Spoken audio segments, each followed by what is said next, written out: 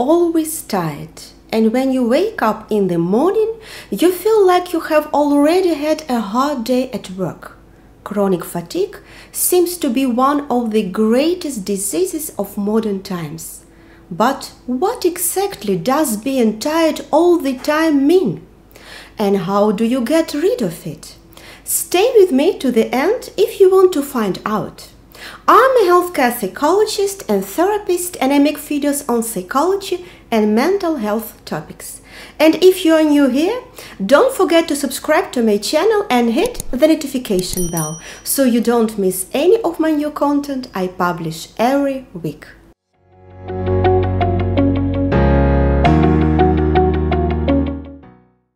The difficulty with fatigue is that it's not a narrowly defined condition. It is much more a subjectively experienced feeling which can differ per person.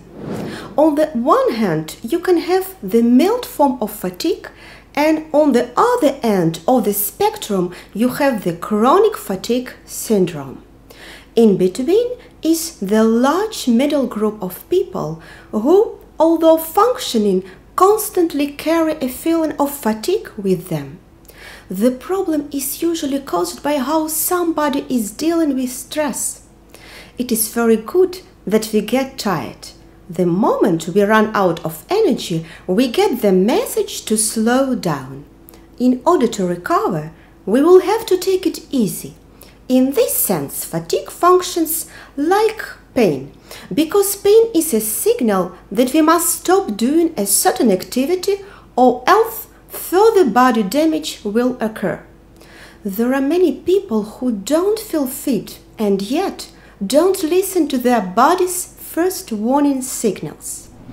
When you are tired, you use a night's sleep to let the recovery processes do their work, and you wake up in the next day feeling fit. But if you ignore the first signs of fatigue and continue what you are doing, you undermine your recovery. Various hormones and the immune system will be disrupted.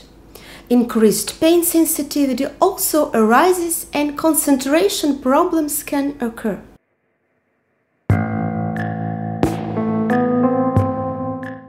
Chronic fatigue means that biological, psychological, and social factors interact with each other in the onset and persistence of fatigue. High work pressure, perfectionism, and excessive need for control, as well as certain views one has about the self and the world, can be a heavy burden. I frequently meet patients who say that they have been taught from childhood that they should crawl if they can no longer walk. These people simply do not dare to give in to the signals of their body. The biological side of chronic fatigue has to do with the neurological vulnerability of the stress system, which can vary from person to person. Greater vulnerability can arise due to disruptions of neurotransmitters in our brain or due to abnormalities in other brain mechanisms. A less favorable upbringing and infection diseases can also make our nervous system more sensitive to stress. It sometimes turns out to be difficult for doctors to determine the cause of fatigue symptoms. It is important to check for physical conditions first. After all, a poorly functioning thyroid gland, cancer, stomach and heart diseases, and rheumatism also make you very tired.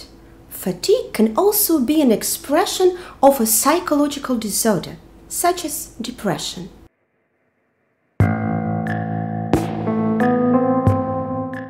In people who are chronically tired, the hormonal system can be exhausted due to prolonged overload. Especially the stress hormone cortisol, adrenaline, and noradrenaline play an important role. These hormones ensure that extra energy can be released quickly. When you make an effort to perform and feel that you have little control over it, or when you are working on a task that requires extreme mental or physical effort. More stress hormones are released. In this way, we can continue to carry out activities that would otherwise be too heavy. Functioning at a full capacity takes its toll. We need to relax to allow the automatic recovery mechanisms to do their job. It takes 2 to 3 hours for hormone levels to return to their previous baseline levels. That's why it's hard to sleep if you are worked all night. At that moment, there are still too many hormones circulating in your blood that keep you sharp. So it's very important that you rest after you have made an effort. If you don't, you will fall asleep less quickly. And if you get up early in the next day, your body hasn't had enough time to recover. At some point, that overall feeling of fatigue remains. If this becomes your lifestyle, your heart and vessels will eventually weaken. And it will take longer and longer for your stress hormone levels to reach a rest level. You end up in a vicious circle. You get less and less rest, and you exert yourself more and more. This can lead to a burnout.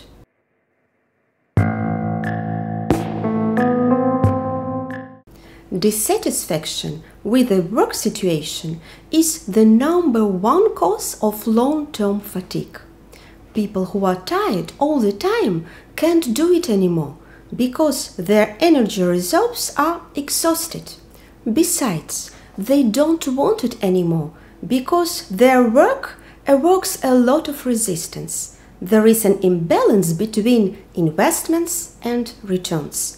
After all, in our society, it's a taboo to say that you are in over your head at work. You are only important if you are always busy. The solution is to change your behavior so that the work becomes less stressful. After all, you usually cannot change your work and your colleagues on your own. Sometimes there is no other option than to look for another, less stressful job.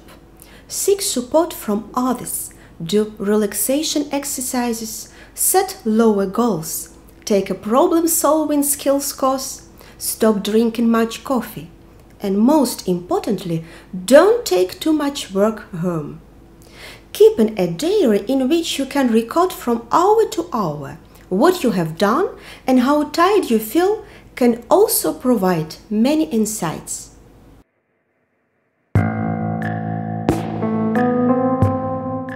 Except for problems at work, a lack of social contacts and bad relationship can also be cause of fatigue. It takes a lot of energy to go through life without the support of others. But also people with a partner and many friends can become deadly tired if they have constantly adapt to other people's wishes. Not all chronically fatigued people are aware that they neglect their need for freedom of choice. For those people, it is more attractive to flee in fatigue. The consequence of more freedom is, of course, that you have to make an effort, that you have to fight out conflicts. Some people find this too scary and they prefer to choose the fatigue and existence of a victim. Psychoeducation is of a great importance because there is a lack of knowledge. Many want to remedy their fatigue by taking a long rest. That is completely wrong because doing too much makes you tired, but also doing too little. People who rest for more than a week become physically disrupted, their muscle condition deteriorates and their joints stiffen. Chronically fatigued people have to work on their condition, but step by step. Some people talk themselves tired because you get more tired if you keep thinking, "I am so tired." Repeatedly recalling the successful and positive life moments is a good strategy. When you start paying attention again to the possibilities that life offers, and when you see them, you will also use them. It's like buying a new car. Once you've taken it for a test drive, you suddenly see cars of that type on the road everywhere, simply because you get more attention for something you previously didn't pay attention to. Finally, chronically fatigued people need to learn to better distribute their energy. Let me know in the comments what are your strategies to recover from a stressful day. I would love for you to support me with a thumbs up. And don't forget to subscribe and turn on the notification bell and to share this video with your friends. Thank you for staying with me. See you next time.